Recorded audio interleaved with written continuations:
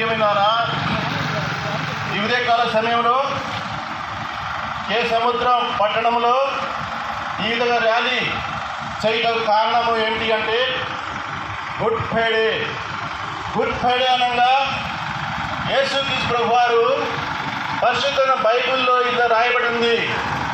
దేవుడు లోకాన్ని ఎంతో ప్రేమించారు, లోకాన్ని ప్రేమించి ప్రాణం పెట్టినారు, పాపులను ప్రేమించినారు. పరిశుద్ధం బైబిల్ చదివిస్తుంది. నీతిమంతుడు లేడు, ఒక్కడు లేడు, దేవుని ఎదుకోడు లేడని పరిశుద్ధం బైబిల్లో రాయబడి ఉంది. యేసుక్రీస్తు ప్రభువారు ఆమె కుమారికలను తన ప్రజలు వారి పాపలను ఆయన రక్షించును కనుక ఆయన యేసు అని పేరు పెట్టినారు.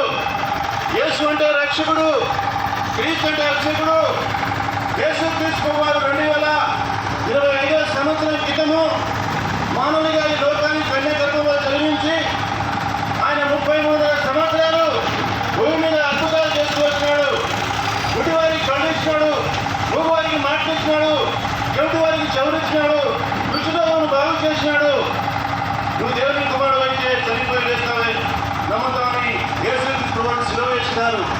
మన పాపం చేసినందుకే, మన కాళ్ళతో చేసిన పాపం కొరకు ఆయన కాళ్ళ మేకులు, మన చేతులతో చేసిన పాపం నిమిత్తమై ఆయన చేతులు మేకులు, మన తలతో ఊహించి ఆలోచించి చేసిన పాపం నిమిత్తమై ఆయన తలకు మునకీయటము, మన దేహంతో చేసిన పాపం నిమిత్తమై ఆయన దేహానికి ఒకటి దెబ్బలు కొట్టా దెబ్బలు, మన పక్కతో చేసిన పాపములకై ఆయన పక్కన బలపడ్డు. యేసుక్రీస్తు ప్రభువారు మన పడవకు శిక్ష ఆయన పడ్డాడు. ఆయన తండ్రి కుమారుడు మోయలేని భారాన్ని ఆయన భరించుకున్నాడు. ఇదిగో లోక పాపం మోసుకొని పోవు దేవుని గొర్రెపిల్ల యేసుక్రీస్తు గొర్రెపిల్లగా వచ్చినాడు. మన పాపముల కొరకు శిలువలో ప్రాణం పెట్టినాడు, చనిపోయినాడు. ఇది గుడ్ ఫ్రైడే.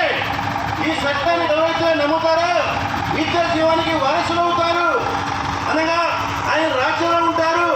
ఎవరైతే నమ్మకపోతారో పాపంలో చనిపోతారో పాపములకు జీతం మరణం. ప్రభు యేసుక్రీస్తు సెలవిస్తున్నాడు.